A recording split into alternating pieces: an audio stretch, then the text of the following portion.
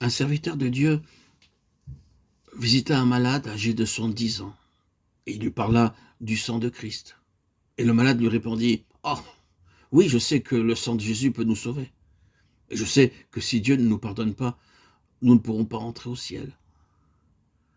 Et le pasteur voyait que le vieillard n'avait pas du tout la conviction du péché.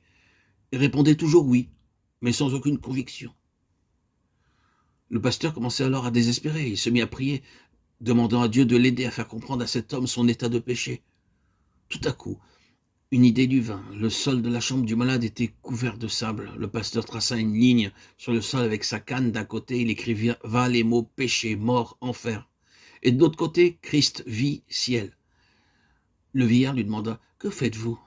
Le pasteur répondit: «Regardez, croyez-vous qu'une seule lettre d'un des mots qui se trouve à la gauche de la ligne puisse changer de place et passer par-dessus la ligne?» «Bien sûr que non», répondit le malade. Alors le pasteur dit d'un ton solennel: «Un pécheur ne peut pas non plus passer du mauvais côté au bon côté. Cette ligne partage l'humanité en deux. Ceux qui sont sauvés sont ceux qui se trouvent à droite et ceux qui ne sont pas sauvés sont ceux qui se trouvent à gauche. Seul Christ peut nous faire passer du côté gauche au côté droit. De quel côté êtes-vous?» Le malade ne répondit rien. Le pasteur pria avec lui et rentra à la maison, demandant à Dieu de bénir son message. Le lendemain, il revint voir le malade et lui posa de nouveau la question: «De quel côté êtes-vous?»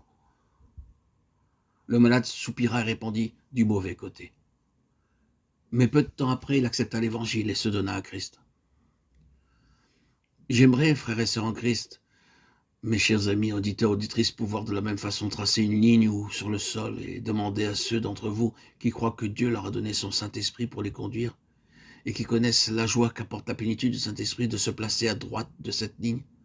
Ensuite, je demanderai à ceux qui se sentent encore charnels de se placer à gauche et de dire: «Oh Dieu, je dois confesser que ma vie chrétienne est en grande partie une vie charnelle et que je suis sous la puissance de la chair.» Et alors, je plaiderai avec cela, je leur dirai qu'ils ne peuvent pas vaincre par eux-mêmes la puissance de la chair, ni en être délivrés par leur propre effort, mais qu'il leur faut venir à Christ pour être délivrés, car lui seul peut les faire entrer dans cette vie nouvelle.